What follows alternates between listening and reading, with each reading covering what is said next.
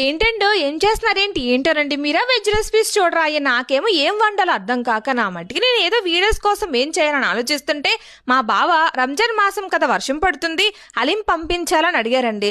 చెప్పడానికి ఏం కానీ రంజాన్ మాసంలో హలీం దొరుకుతుంది కదా, సంవత్సరానికి ఒకసారి అయినా టేస్ట్ మాత్రం కంపల్సరీగా చేస్తాను. కానీ మా బావ కోరండి అడిగినందుకేమోనండి ఫిష్ కావాలని కోరానండి బాబు.